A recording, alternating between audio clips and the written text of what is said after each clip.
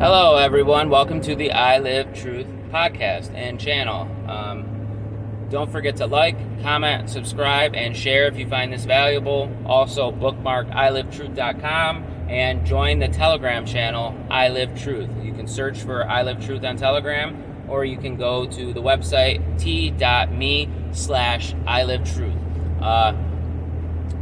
Doing that, you can get access to these streams immediately after they're posted using I post them to my website a day before. Generally the YouTube videos are up, and immediately when I post the episode, when I upload it and post it on my website, it posts on Telegram, so that's instant. And you can also subscribe to an RSS feed, ilivetruth.com, select the podcast feed, but Telegram's the way to go, but the RSS is also there for people who want it.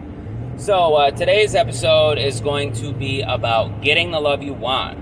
It's a book by Dr. Harville Hendrix, and I came across this book when I was searching for an article that explained the power struggle in most relationships that most people in relationships experience after the honeymoon phase is over, maybe after a couple kids are had, and also to help describe power dynamics in social situations. So it took a while, but I found this article, this two-part article that described a theory that's proposed by Harville Hendrix in this Getting the Love You Want book. And the basis for the theory is essentially this: all of us experience childhood trauma, and at a very young age, most of the time before people can even remember. And to function in society as adults, we've repressed this trauma and just not dealt with it. We've blocked it out, and it was necessary to function in society. Then Hendrix claims that it's the subconscious is responsible for pairing us with a partner that mimics our childhood experience, like puts us in the same situation where we experience the same trauma, some of the same traumas, or a perfect match in some cases. But he claims the subconscious is responsible for it. I like to use the word God. I think God's responsible for it. And he claims that the purpose of pairing us with a partner that recreates our childhood trauma is to heal our wounds. And it's pretty interesting. At first I was thinking of my current relationship, like, well, she doesn't seem like my mom, she doesn't seem like my dad. And then as I just found the book yesterday, maybe the day before yesterday.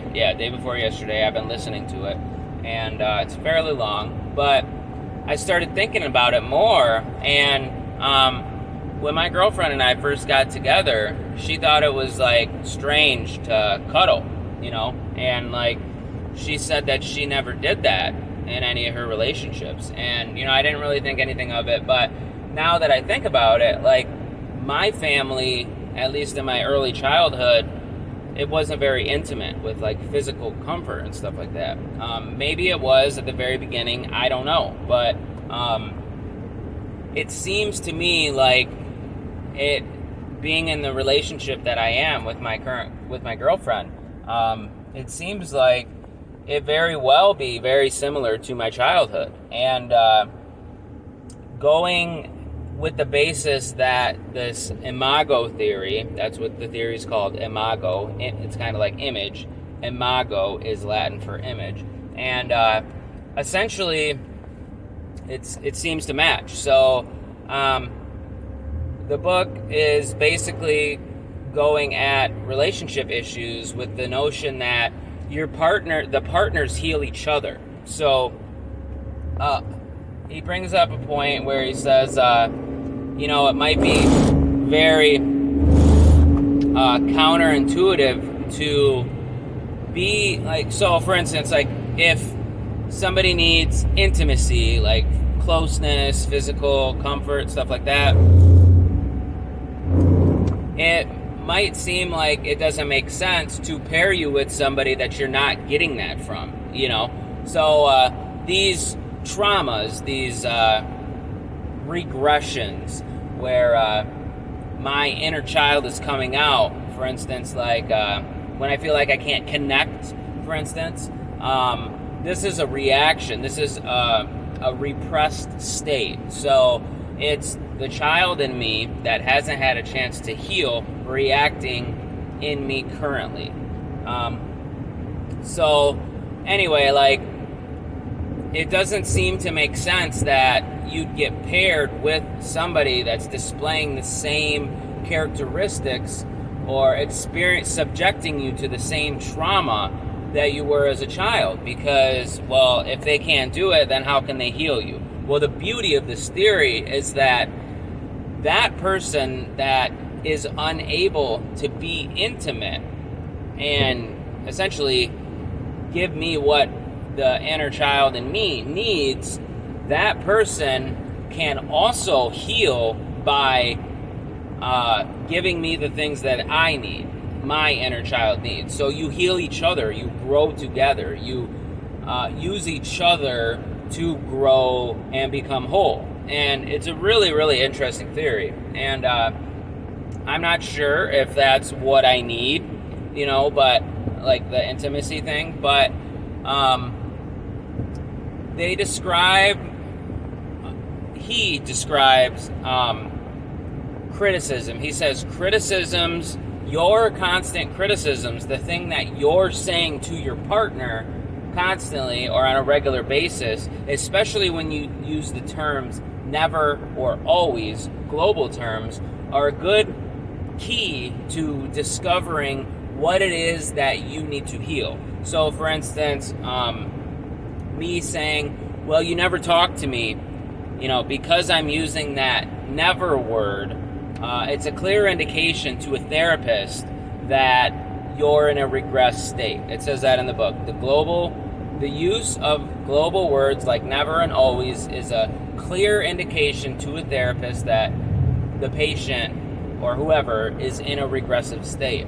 Now, so you take the criticism that you're saying to your partner regularly and you analyze yourself. Like, well, why does that upset you? Why does it, what do you remember about that, you know? And then you can start unlocking keys about your own inner child. And it's a really interesting theory. You know, the book proposes, you know, you read the whole book, you don't get the step-by-step things until the very end of the book, but he suggests to read the whole book in full, understand it fully, and then after you digest the book,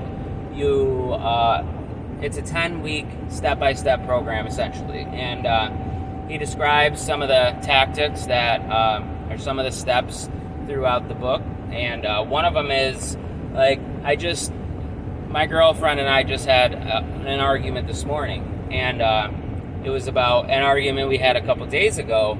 And she was telling me that I said one thing, and I was telling her that I said the other thing. Now, in this book, I think it's called the Imago dialogue. I'm not 100% that's what it's actually called, but the Imago dialogue, it's a way to foster intimacy, understanding, and connectedness in you and your partner. So the basis for it is this. Like, in the book, they use the example of, you know, a man and a woman go up on stage, and the man says, "It really upsets me that you're smoking in the house," you know, and she takes it as a criticism, you know, so she automatically reacts in a defensive mode, and she's not hearing, she's not